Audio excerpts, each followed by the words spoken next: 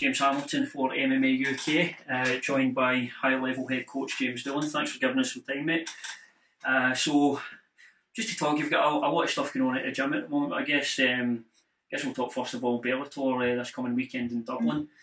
You've got Sean out there fighting, and you've obviously got Justin, Mark and Keir out there helping him. He's fighting Will Fleury. So, what do you think of that fight and how Sean will go on out there?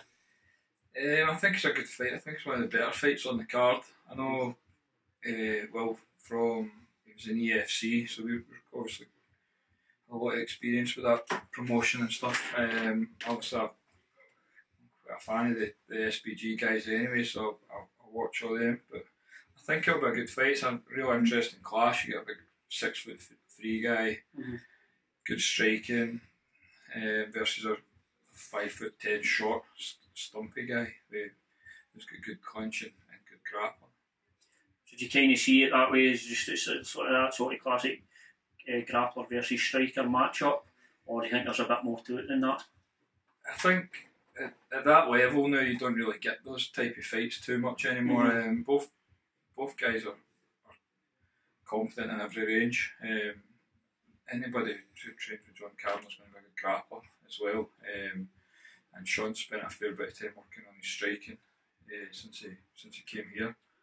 So I think it'll be there's going to be the range thing. Obviously, Sean has to get close or stay inside and close to make stuff happen, and Will probably be more comfortable keeping everything at range and controlling the distance. But I think it's a good test for both guys.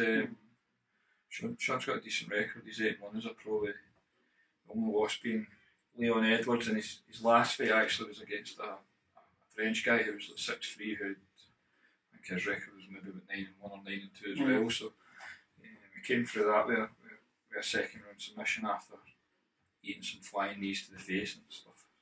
So it was a good fight. And do you think it's a good opportunity for Sean to go out there and just make a statement as well and get his name out there?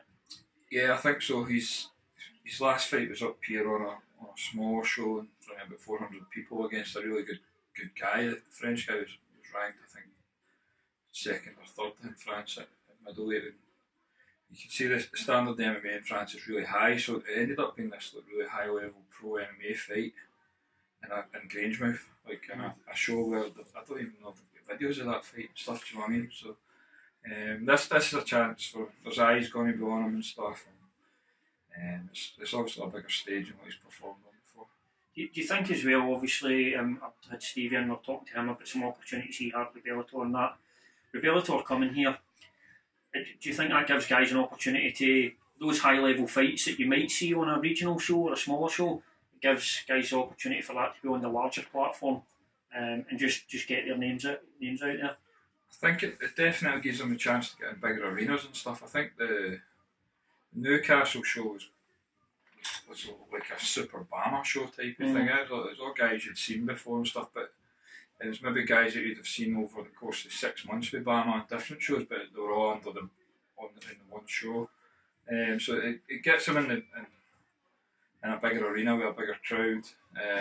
Obviously the production value and stuff with Bellator is a bit tighter.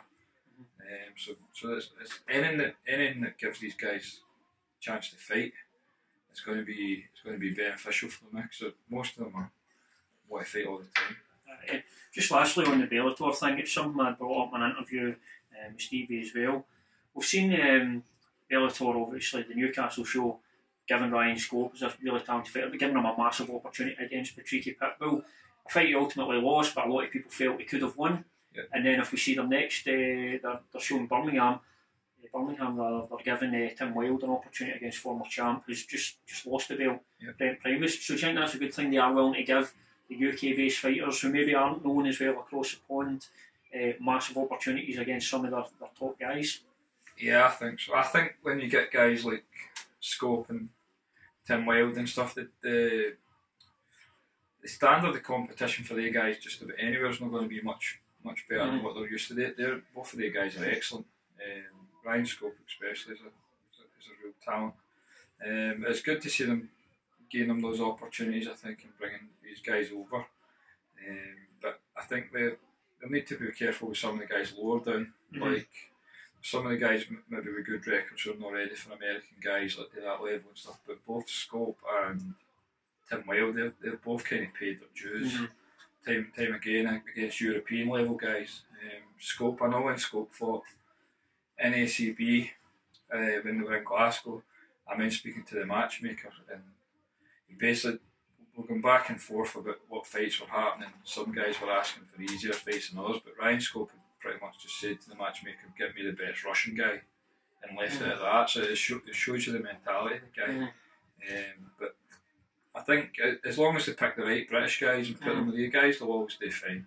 Some of them are definitely, as you see with Ryan Scope, like can hang with those guys. He can probably give most guys in the world, to be fair, in that division problems. Absolutely.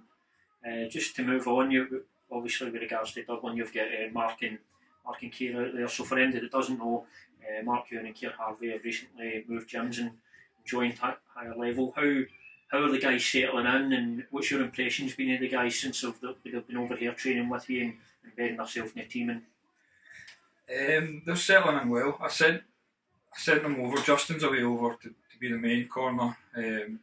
Justin's been kind of filling that role for a wee while. Now he's cornered world title fights in South Africa. He's done a bunch of the UFC stuff. Before that, he'd always done Cage Warriors with Stevie and Turner and stuff. I sent Mark and Keir over for a couple of reasons. One was to get them used. I want them to see what it's like at these big shows, like behind the scenes and the setup and stuff, because they're both at an age where it's what they're aiming for. Both those guys, they're both pretty much full time. And the other was just to help them kind of introduce them more into the team stuff, so like give them roles with like I'll give to the other guys. But they're both really hard workers. Keir reminds me a lot of Danny Henry when he first came over. He's got a lot of similar attributes and stuff like that. He seems to be a bit of a thinker. He's quite a smart kid. He's the first guy I've ever came across who's actually come up to me and asked to get the Postlethwaite fight put back, just to give him some more time to transition to training here, which it shows a level of maturity in a guy a lot older than 20, what he is.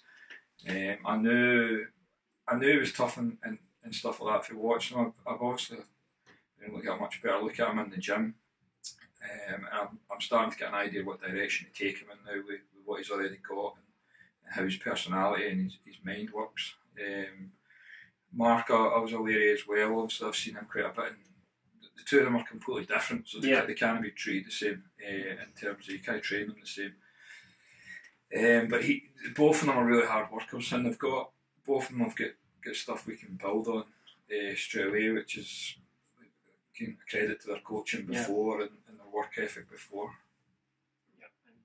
So it's everyone's. I think that something you said about obviously Keir there. That's a very mature move. That to give yourself the right time to bed in here, because it's a learning experience for them coming to a new gym like this, and obviously it might be an eye opener for them with certain aspects of things as well. Yeah, I think this isn't an easy gym to come to. Like we've had guys come here from all over the world pretty much and train. With guys drop in to train, and the standard here is very high.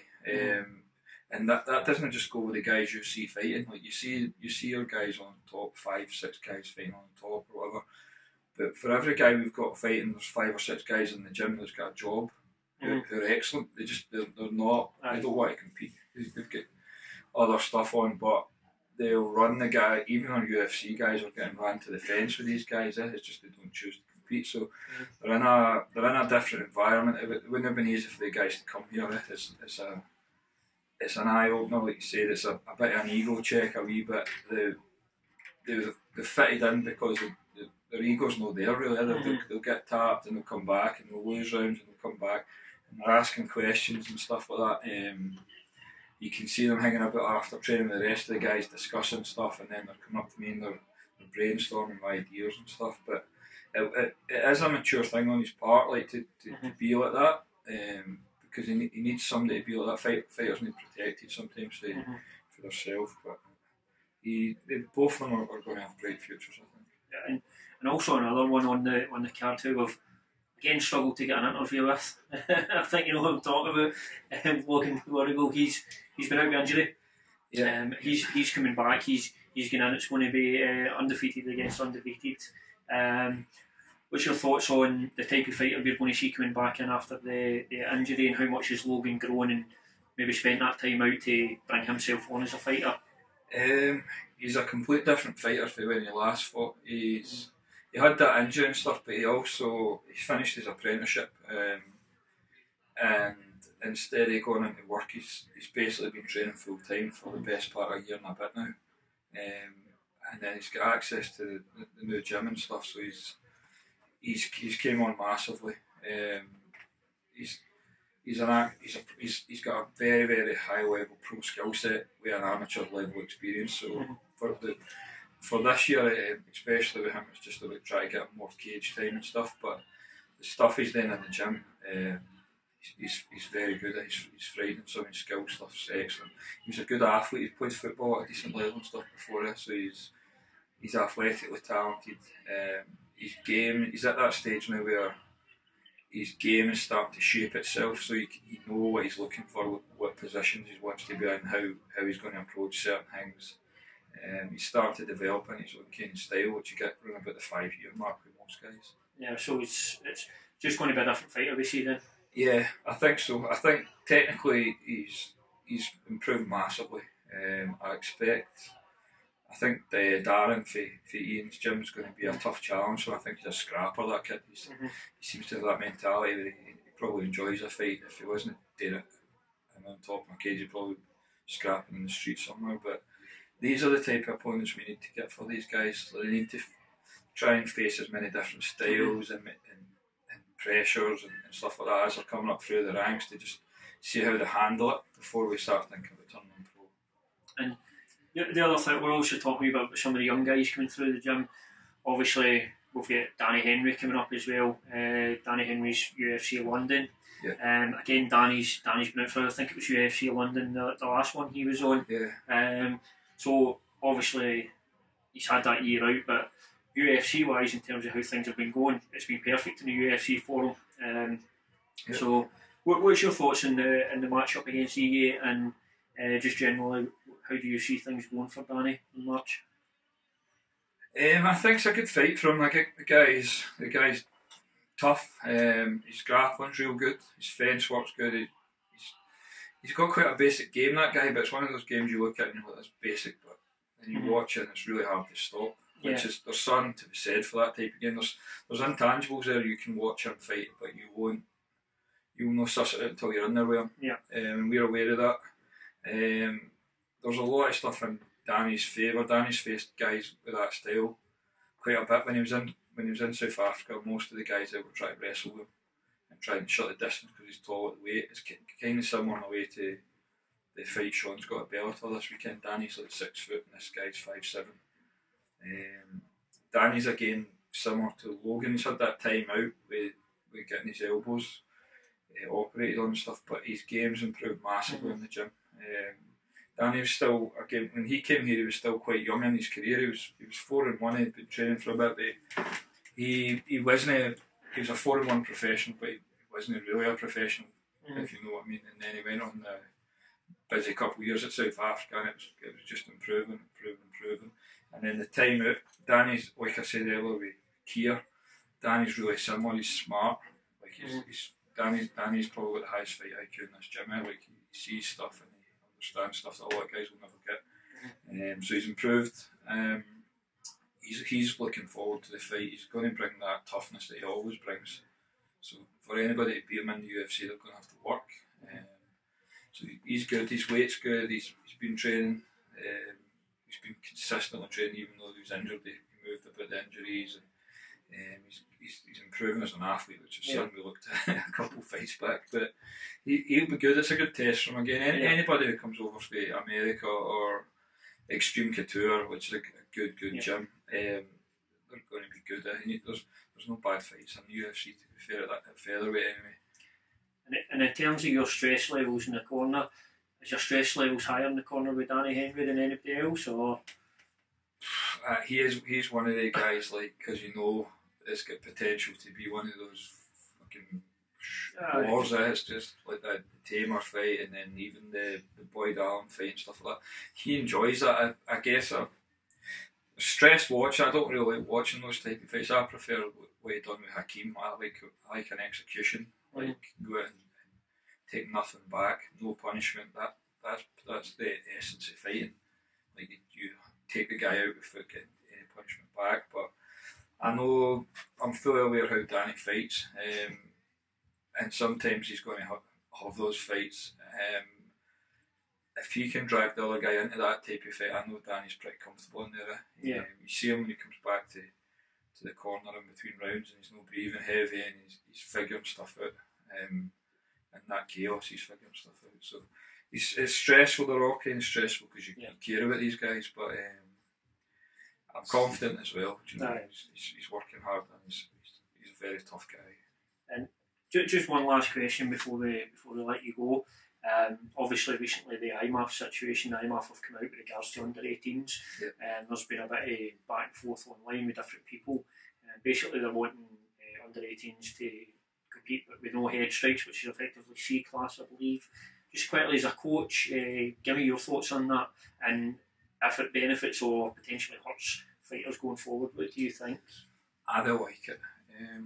When we first started MMA back in this country, like 1999, 2000 and stuff, that was amateur rules, was no head contact, and it suited the grapplers. I came from a striking background. I was kickboxing and Thai boxing at the time, just as I started jiu-jitsu, and the rule set kind of suited the grappling orientated guys, because the strikers were left to try and knee and kick the guy's legs or whatever to keep somebody off you. I had 5 of those fights. I don't think I improved at all. The restrictions are bad. The whole beauty of MMA is the lack of restrictions. It doesn't start and stop like boxing. When you clinch, you can obviously throw out all your major strikes. And then when they start, I don't like a lot of rules as it is. I think the way the rules are now is fair enough. But when you start taking more away from it loses the essence of what we're in it for. Yeah. I don't like it. It's not going to prepare people well. I don't think head contact for guys who are like 16, 17, 18 is a major thing, to be honest. If they're taught right, if they're coached well, they should be safe. If they're matched well, they should be safe. They should maybe look at, if they want to keep guys safe, they should maybe look at implementing some kind of qualifications for coaches or accrediting gyms, or go and see what gyms are doing and stuff, instead of just coming out with some blanket rule about ripping out head contact. And how do you adjust for that? If you're 18 to when you turn 19, you're allowed to get punched in the head. And people will, you see it with other sports when they change rules and stuff. The sport adapts to the rule set. You've seen it with judo and Olympic taekwondo and stuff. Even with boxing, when the head guards, and then they took the head guards away. The coaching and the training has to change for the rule set, which is going to make the sport less pure. The IMAF thing, I don't know how that'll stand. It just doesn't. They seem to be doing alright with foot injuries with kids anyway, as it is. We've been trying to set something up for either getting the Scottish guys involved with the British setup, or more likely probably having our own independent Scottish team, which would be beneficial. But those, nobody wants to fight those rules. We had Sean Clancy just turned 16, fighting with head contact on that Budo show against one of the twins for Headhunters, who's now here as well. Was that not Headhunters he was fighting on? Yeah, right. The Brock twins are now, they've come over with Mark and Keir, and those kids were absolutely fine. And the skill level of the kids at 16 was brilliant, never mind 18. And there's others. We've got kids in here, we just gave a couple of kids blue belts, and they just turned 17, they've been trained since they were 14. And they hit pads and they spar with Stevie and Danny and stuff like that, but they just move about with them and whatever else. But restricting the rules, it's a completely different sport. So it's effectively, it's about being smart in the gym, because even if you restrict it in the fights, it's still going to happen in gym, so it's about just being effectively smart in the gym then. Yeah, that's why, like, if they accredit gyms or coaches, then they should be more confident that the coaches have prepared the athletes, instead of guys just taking out a membership with IMAF or whatever and rocking up, and maybe they don't know how to deal with somebody trying to punch them in the head, but it's one of the ways to win the fight. How you just by knockout. As soon as you take away one of the ways to win, it changes everything up a wee bit. No, that's perfect. Well, I won't keep you any longer. Thanks very much for the time as always, mate. No worries, man. Thanks very much.